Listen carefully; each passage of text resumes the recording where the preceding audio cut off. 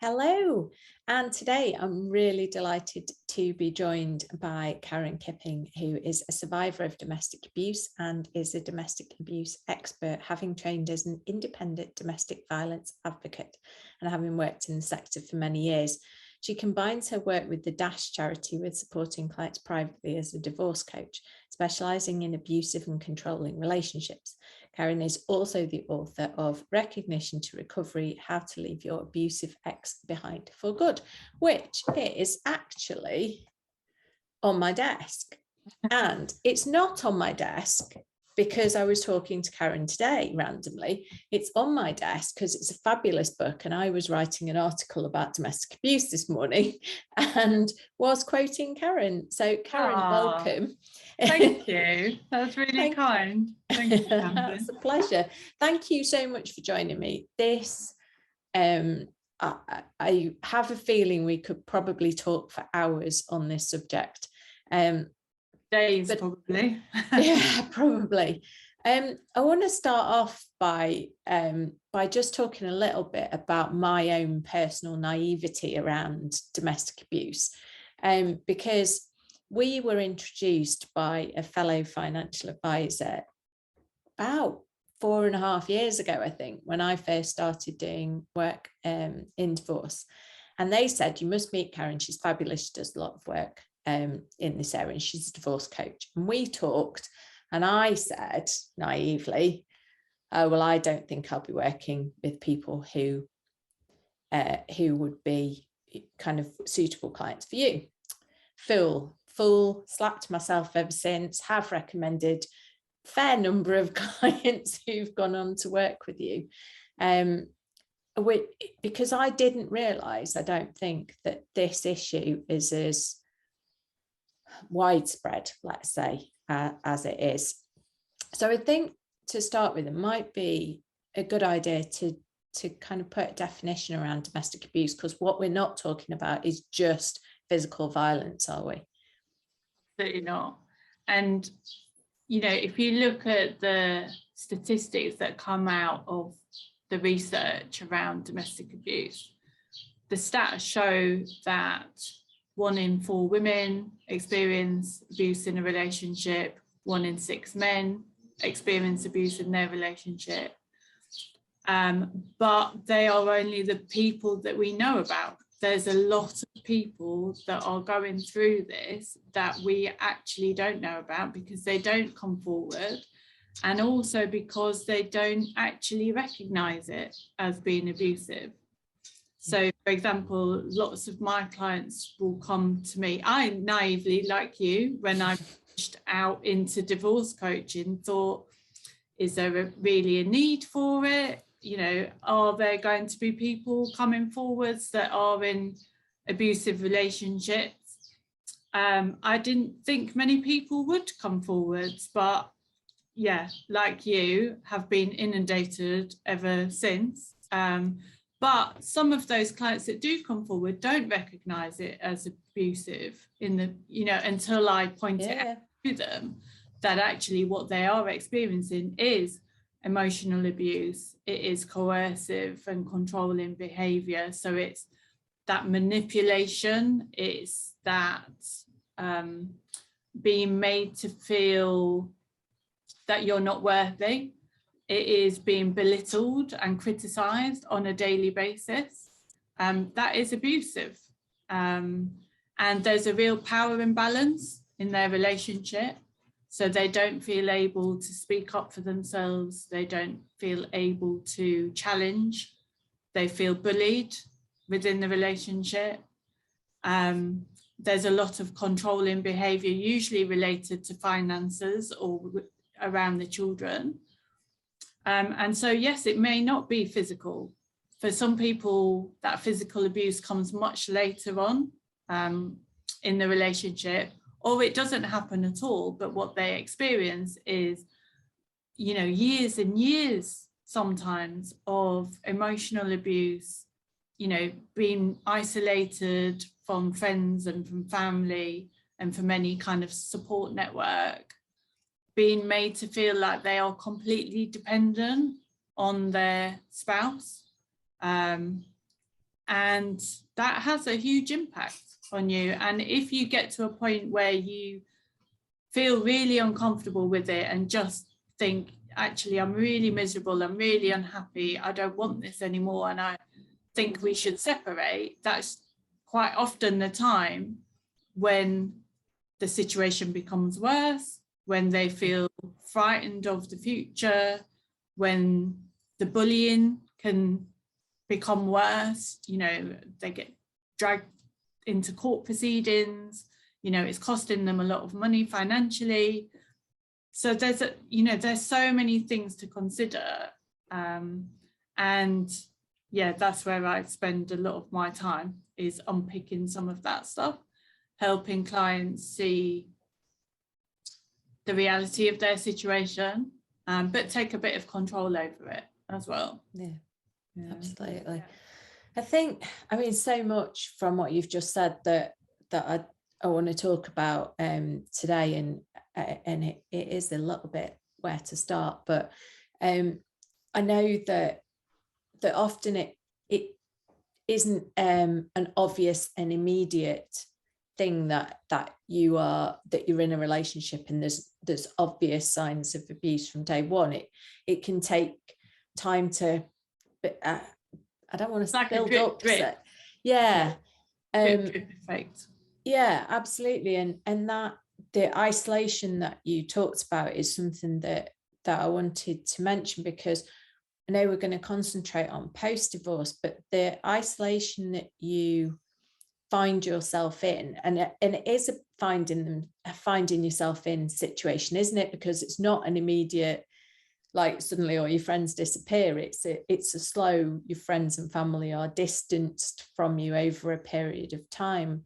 And that can impact after divorce as well. So just for anybody who's finding themselves in that position and sort of starting to recognize, what are there any, I don't know, are there any sort of signals that people should look out for that kind of make you think, oh yeah, you know, that feels like something that's happening to me?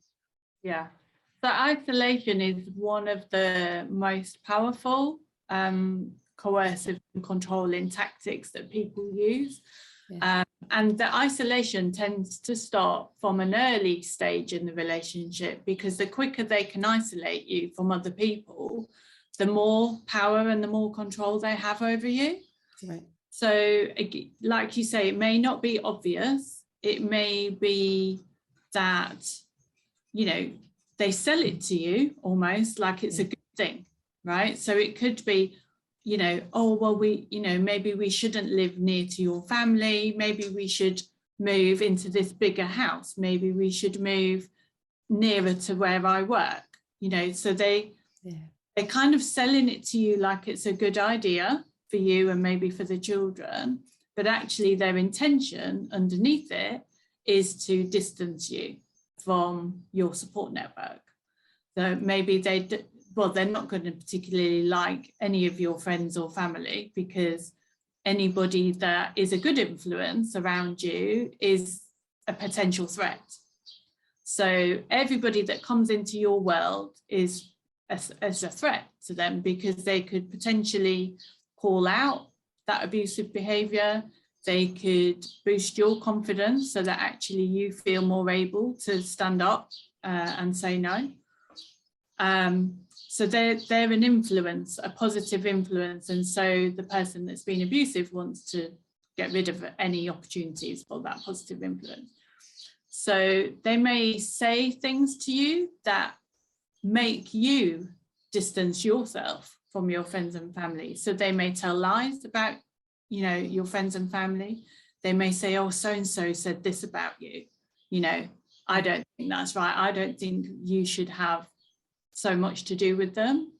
Yeah. Or they may just make you feel really awkward and difficult about having contact with them. So they may question you about how many times you're going around to see your mom or your friends, or they may question, you know, you when you are going out.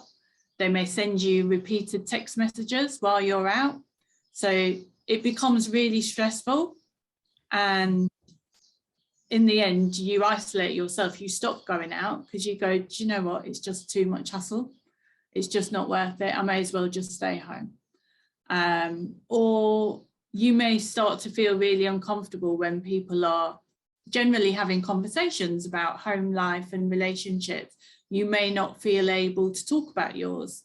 So you kind of stop going to those events. You make excuses.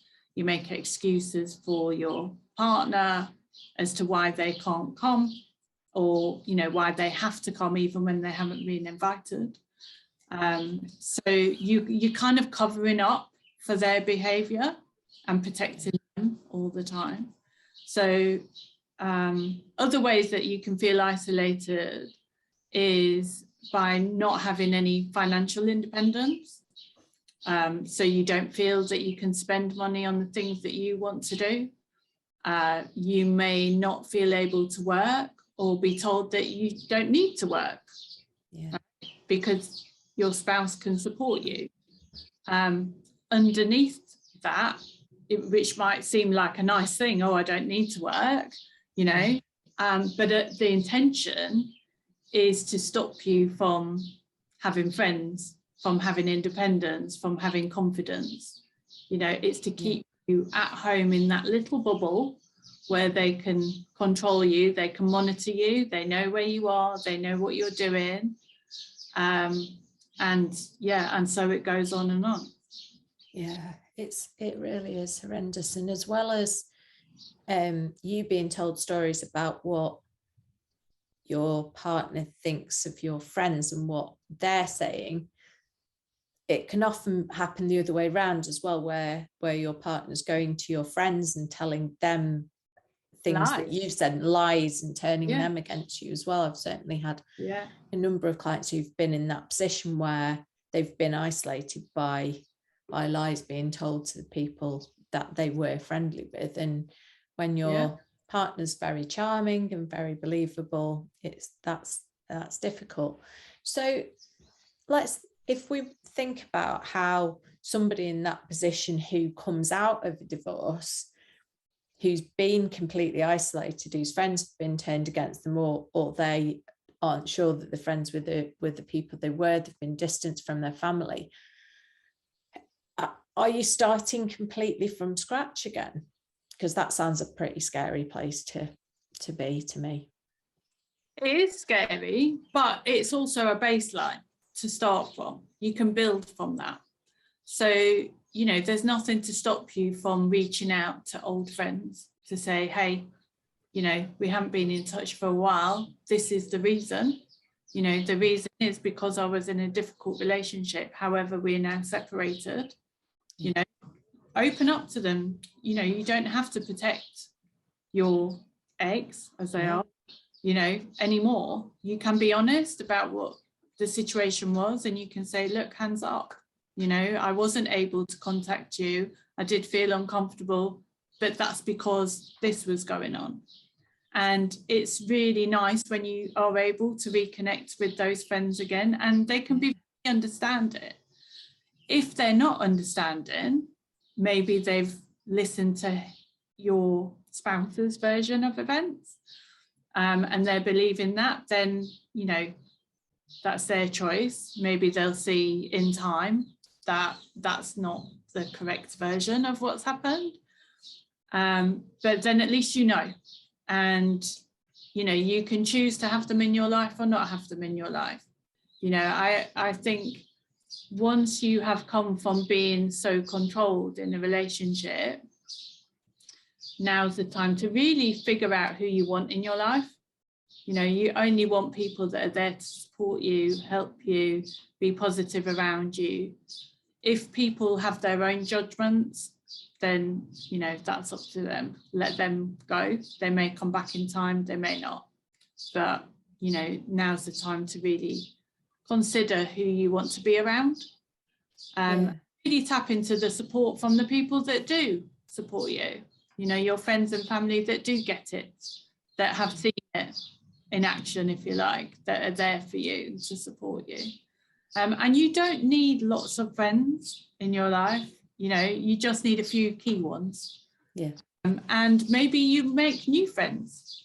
You know, you can have a completely fresh start. You can connect with people that actually have been in similar situations to yourself. That's always really helpful. I've got a Facebook group where there's lots of women, and they all support each other because they've all been there, similar situations.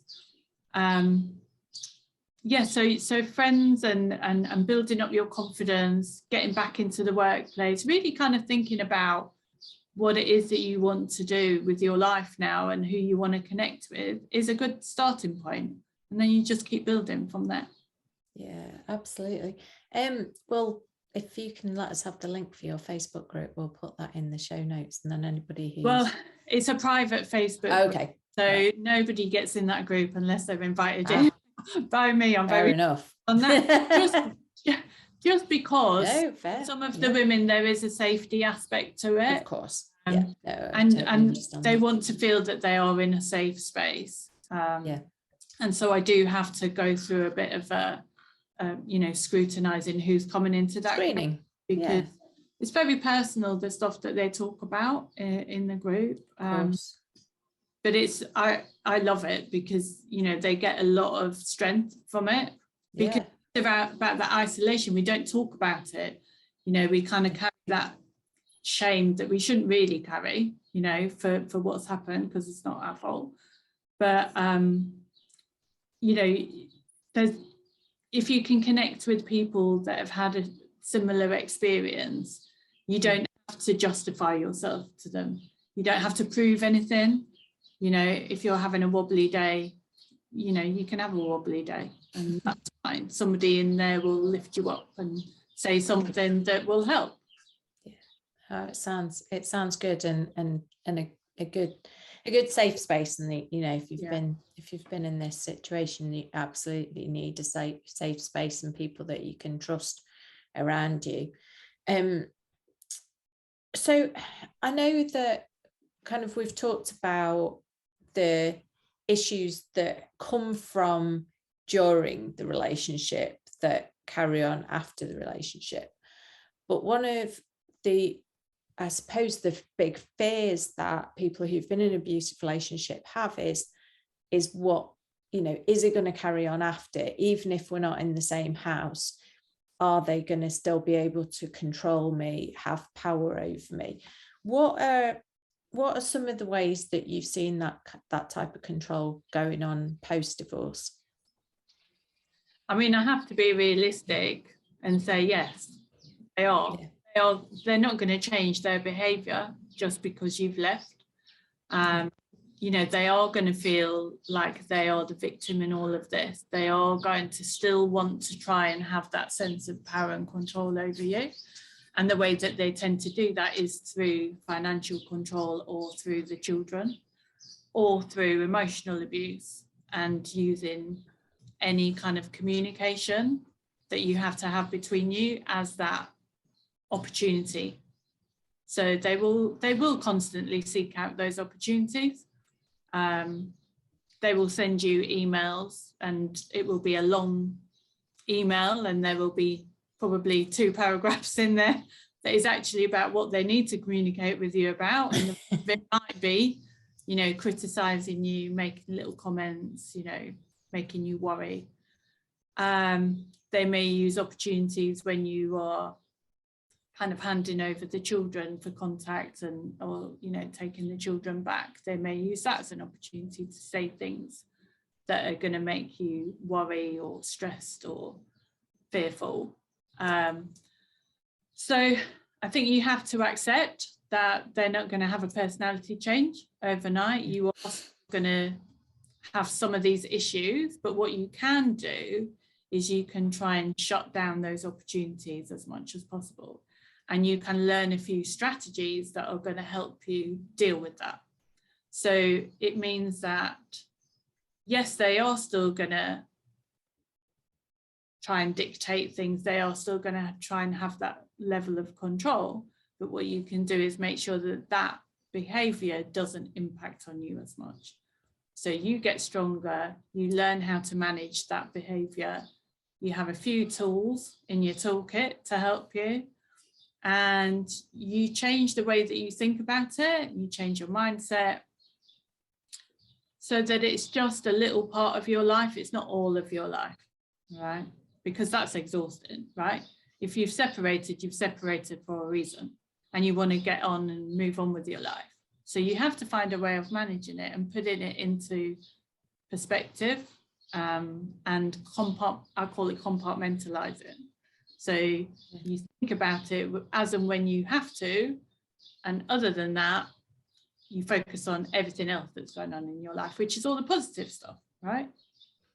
And I guess that once you've left, once you're out of there, it's slightly easier to do to minimize the effect that they have on you than kind of when they're there and in your face all the time.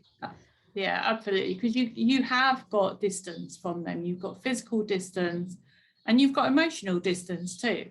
So you can't stop those emails coming into your inbox, but you can choose when to answer them. Yeah. You can choose if and when you respond. You can choose to ignore them as well.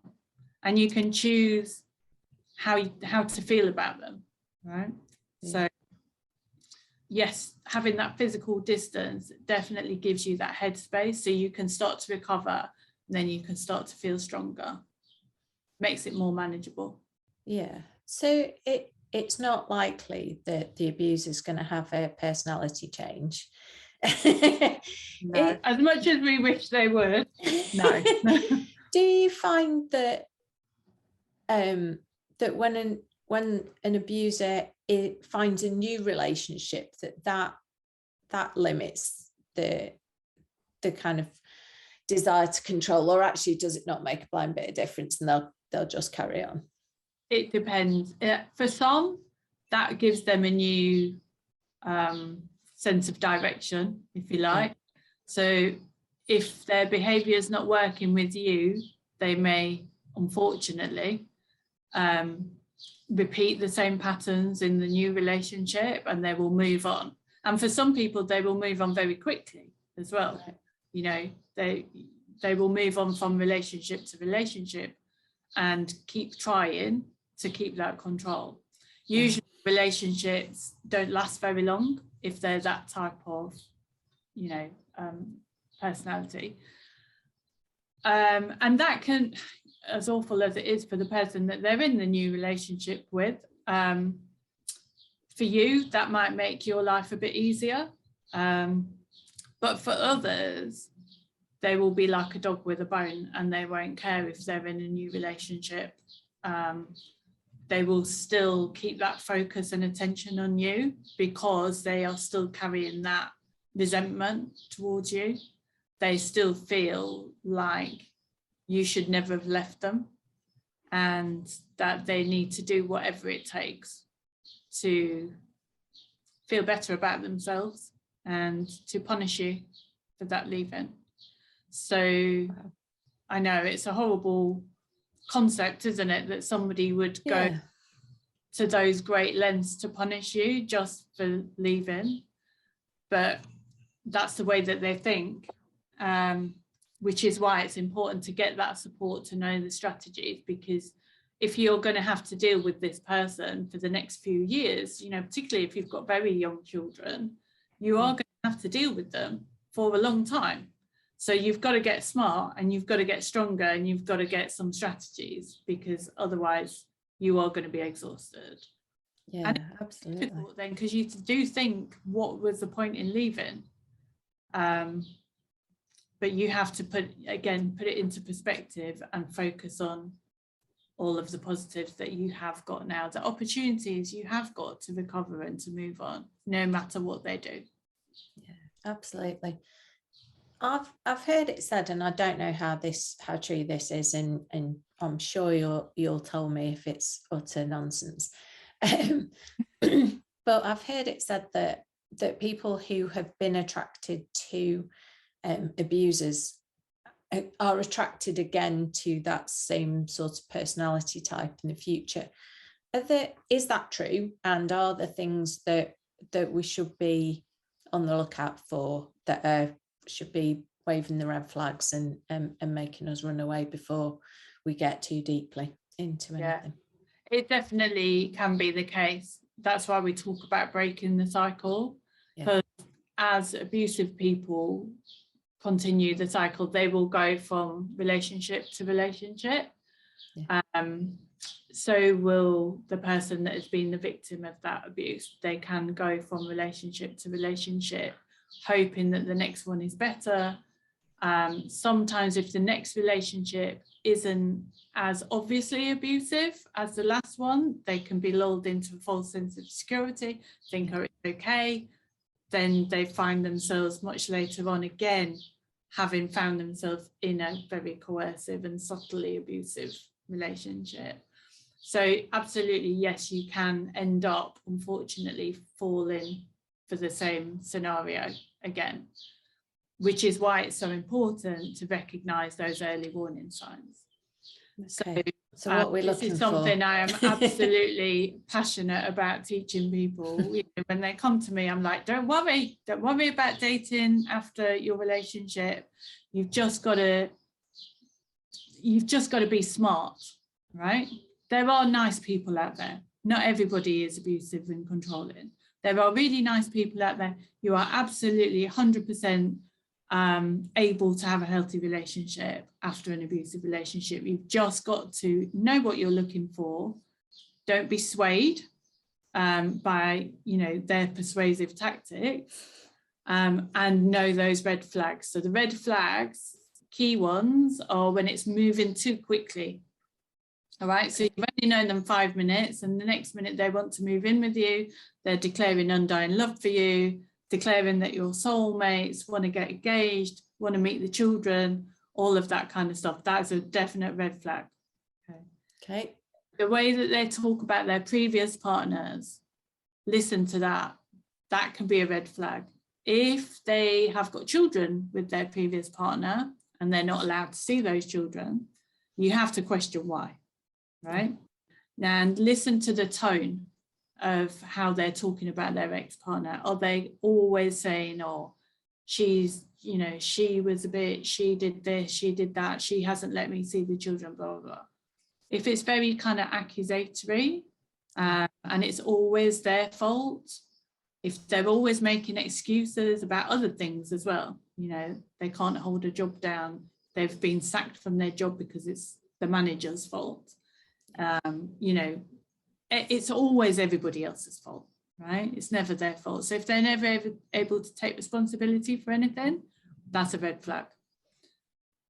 If they don't have great relationships with their family, if they don't have a lot of friends, that can be a red flag, because these type of personality types, they're not likable people, really. They can be charmers, like you say, they can do very well in the workplace, but are they really liked? Yeah, that's what you have to think about. They're not really likable people. They're not people that you genuinely like to be around for too long.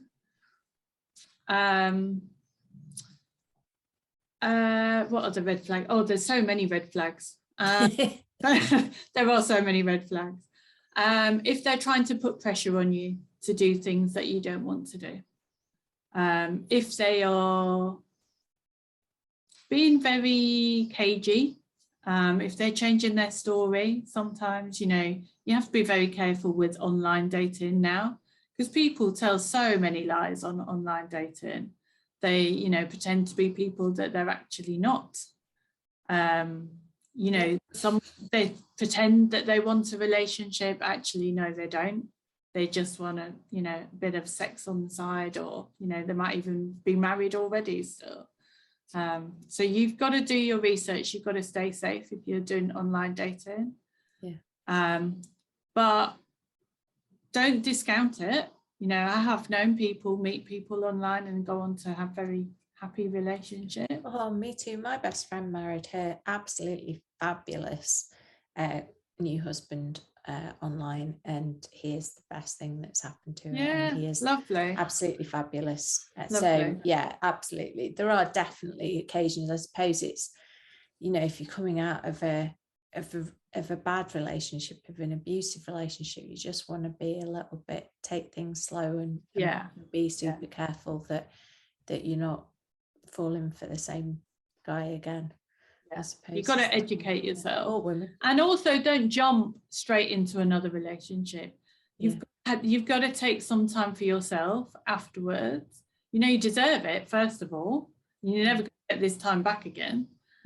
And once you do get, you know, if you do get into a relationship, but being in a relationship is not the be all and end all to happiness, right? I know people who are single who are incredibly happy and have got no intentions of being in a relationship.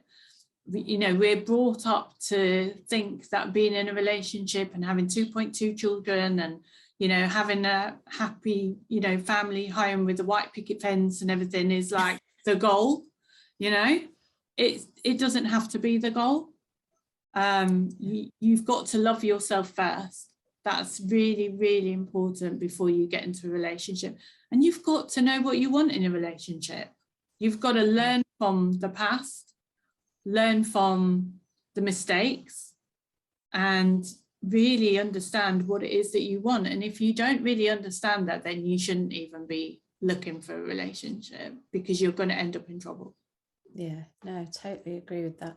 You mentioned about loving yourself and about spending time on your own, not necessarily in a relationship. I kind of feel that particularly the women that I've worked with who are coming out of these sorts of relationships don't really even know who they are anymore, because their sense of self has been taken away over the time they've been in the marriage or civil partnership. What sorts of things can people do to start rediscovering who they are? So first of all, start questioning what you like, you know, just day-to-day stuff, because you do things out of habit, particularly when you've been in a controlling relationship. So you will eat certain foods, you will go to certain places because that's the habit that you were in before. You will have been told the things that you like to eat, the places you like to go, you know, the things that you're allowed to do, you know. So you have to start rediscovering yourself. And it can be really daunting and it can feel really overwhelming. It can seem quite scary, because your confidence will probably have been really knocked and you will have been told everything that you can't do. So now you have to try and flip it around and start thinking, well, what can I do? You know, what do I actually like? And start embracing it as a new, like, learning opportunity. And it's really so lovely. I love that part of it, when I see people really start thriving again. Yeah. I had a lady this morning and she said, oh, I've booked myself in for, you know, a massage. I went and had my hair done. You know, before my hair was long, I've had it cut really short and I love it. You know, she never really liked long hair before, but that's what her husband liked before. But now she questioned it and she thought, actually, I can have my hair cut short if I wanted to. So she did. And when you do those kind of things, it really gives you a boost of confidence. And yeah, just all of those new learning curves, really, you know, just start thinking about what you can do, not what you can't do. I had a lady before and she was separated and she said, oh, I've lit a fire for the first time. I was told that I was incapable of lighting the coal fire. And she said, I've done it. And so if you can start keeping a list of those things that you're achieving, things that are going well, the things that you like, it really starts to create this sense of self, of who you are. That's a great idea. I love that. Yeah. It must be, if you've been told even what you like eating and where you like going, that's mind-blowing, isn't it? You know, just to start thinking about when you're eating, do I really like this? Is this something that I want to be making for myself? Gosh, that's tiny steps, isn't it? But I guess it is baby steps until you until you gain your confidence, isn't it? Yeah, it is absolutely baby steps. And there will be some days where you don't feel like you've got the energy to do that kind of nurturing and that self-care kind of stuff. Yeah. There will be times when you just think, oh, I want a frozen pizza out the freezer. But I like a frozen pizza out the so do I. freezer, There's nothing wrong with a frozen pizza. And you have to do what you have to do to make life easy for yourself. Definitely. And there will be times when, you know, maybe you do have your hair cut and you don't like it, right? That's fine. It's not the end of the world, right? Your hair will grow back. You can change the color, all right? Yeah. It's not the end of the world, and you're not going to get criticized for it.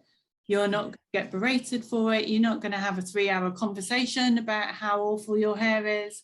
You know, it's done, and you can move on, right? And it's learning, isn't it? Yeah, that's something that you kind of, it's those things like spending some money on yourself and treating yourself, and you know, was it worth it? What? But it doesn't matter whether sometimes it doesn't matter whether it was worth it, and not having to have that argument or that conversation can be as rewarding as maybe whatever it was that you were doing, I think, as well, can't it? Yeah. And if you are having a hard time with your eggs, if you can focus in on those little wins, that helps. That it helps you cope better with the other stuff that is still a bit hard. So just being able to wake up in the morning without that kind of sick feeling in your stomach, wondering what mood they're going to be in that day, just being able to have a cup of coffee in bed if you want to, you know, just being able to do all of those little things in a day, that to people that haven't been in a controlling relationship, you think, oh gosh, it's just a small thing, all right? But to somebody that's been very controlled, you know, particularly if that's for years and years, those little things are massive. You know, they are really big freedoms, and it is about having that freedom of choice. Yeah, they're huge. Yeah, no, absolutely. If you are struggling with an ex who's still kind of getting in your head, do you have any tips for what people can do? I know we've talked a bit about compartmentalizing and celebrating little wins. Is there anything else that we should be thinking about? I think definitely educating yourself on it. You know, in the book, it goes through all of the different types of behaviours, and just kind of really understanding how it's impacted on you is really the first step to really understanding that you're not alone, that, you know, your experience is not unique to you. These are tactics, right? Because they all use very similar tactics. It's like they all went to the same secret school somewhere, right? Let's hope not. So this is not unique to you, right? So when you can start to understand that, then you can start to emotionally detach from it, right? And that helps you start recovering. So that's the first point, is educate yourself, really understand who it is that you're dealing with, and then start really working on yourself, boosting your self-confidence, really start connecting with positive people, create like a little support team around you, right? Really think about what it is that you need to do in order to move on.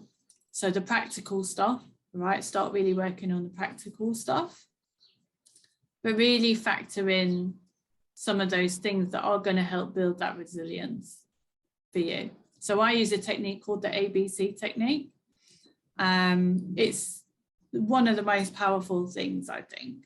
So because the actions that you need to do, the A's, the actions, some of those can be quite hard, and some of those are not immediate. You know, if you're going to start dealing with finances, if you're going to start trying to put a parenting plan in place, there can be a lot of to-ing and fro-ing, and it can take a long time to sort out. But if you just keep chipping away at those actions, then at least you can see things moving forwards, right?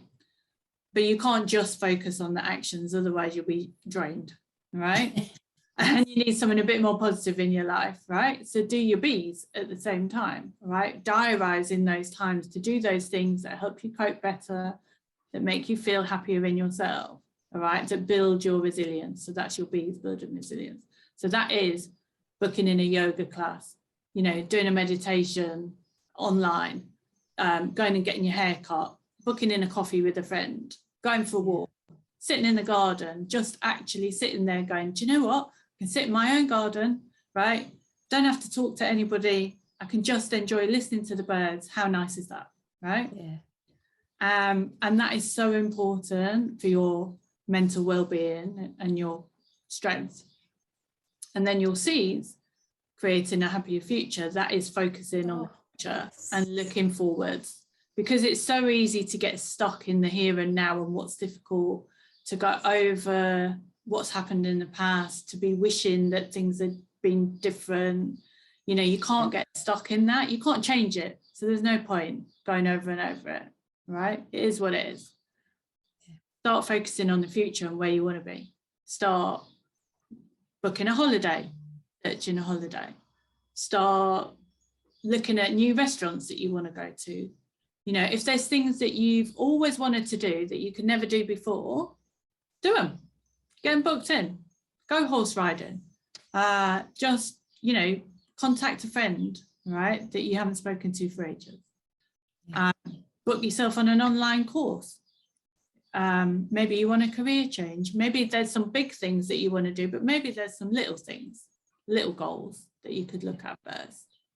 Yeah, small steps to begin with. And when you work on all those three things in tandem, your A's, B's and C's, it creates a bit more balance, I think.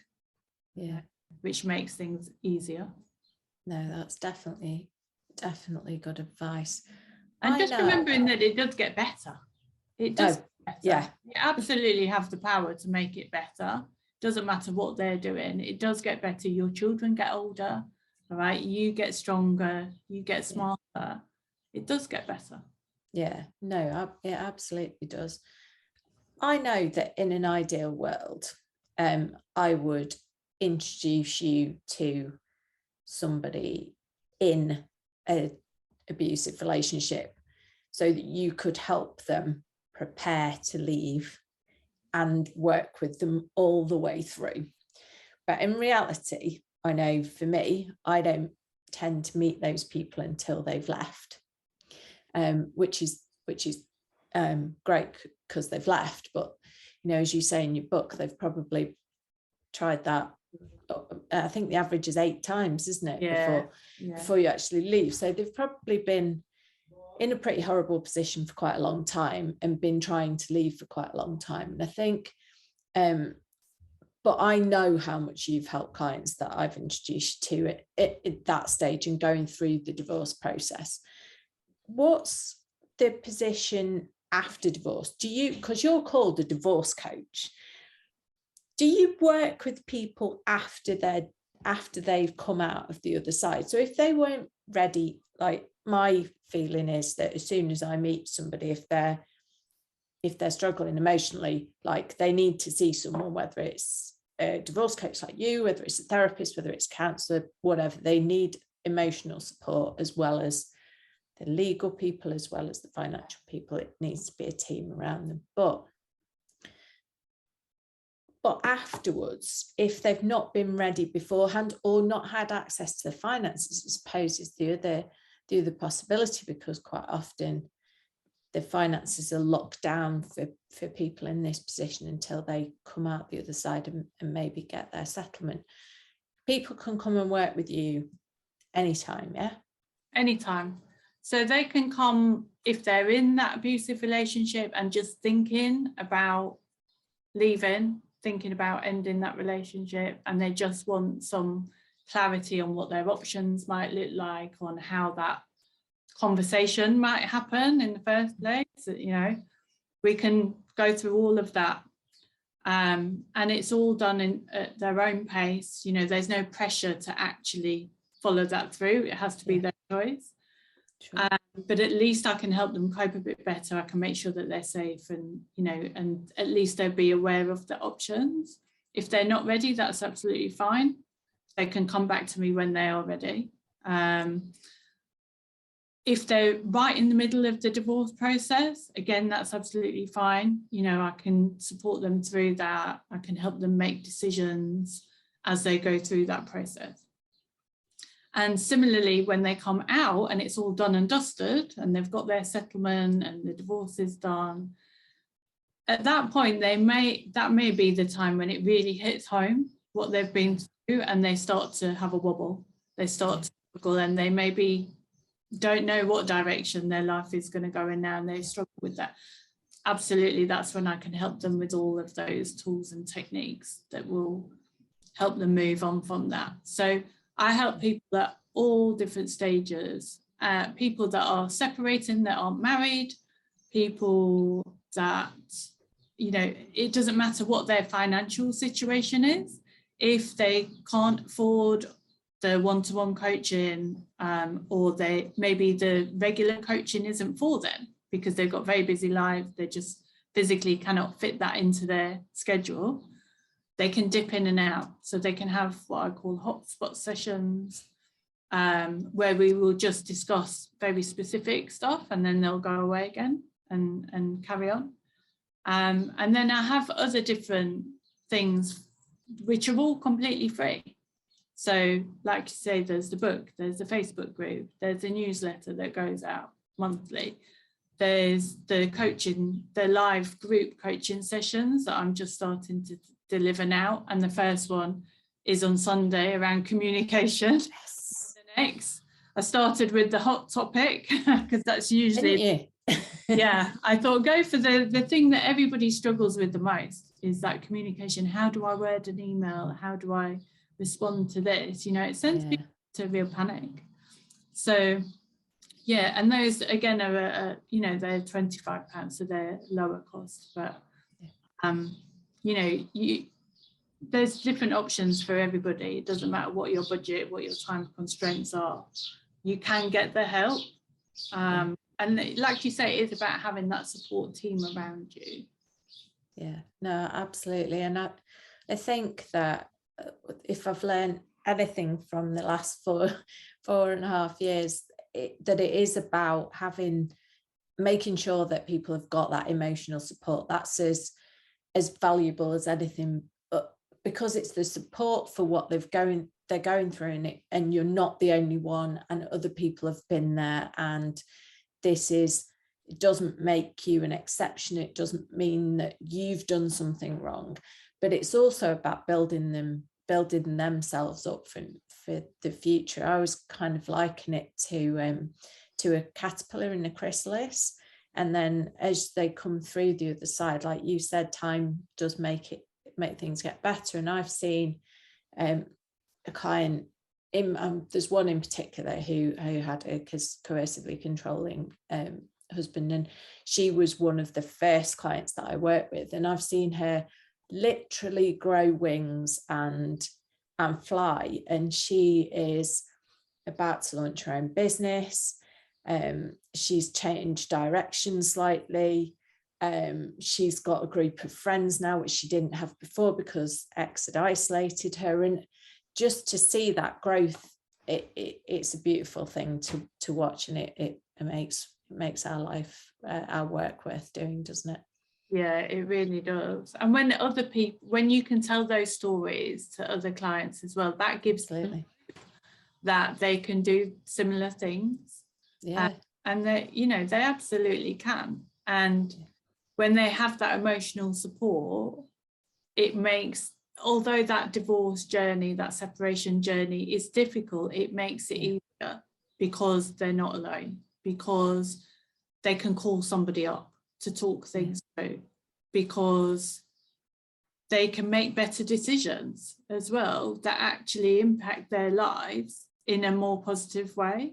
So it makes that journey easier, and they're more likely to get a better outcome if they're thinking clearly and making those good decisions. Yeah, you're absolutely right. That seems a perfect note to finish on. Caron, can you, just before we go, just let us know where we can get hold of you? So if there's anybody listening who feels that they could do with your help and support, where do they find you? Okay, so you can go to my website, which is www.caronkippingcoaching.com. I'm on all the social media sites, Instagram, LinkedIn, Facebook, all of those. If you want to sign up to the newsletter, you do that through the website as well, on the front page. I will say, if anybody is waiting for an email from me, or you do email me, please check your junk, because I don't know what it is with emails these days. They're so secure, they tend to reject quite a lot of things. Yeah. So because my email starts with info@ as well, it's not very helpful, unfortunately. But it's too late to change it. So check your junk if you are waiting on a response. But yeah, you can DM me, go through the website. There's lots of blogs on there and information that will help you. And yeah, just get in touch. And I always offer everybody a complimentary call anyway, just to really kind of figure out what type of support is best for them. And if it's not me that's right, then I will know somebody that is right. So yeah, absolutely, that's brilliant. And we'll put some links in the show notes to your website and to your various social media, so people can click on those and find you. Caron, thank you so much for joining me today. It's been fantastic talking to you, as I knew it would be. Thank you.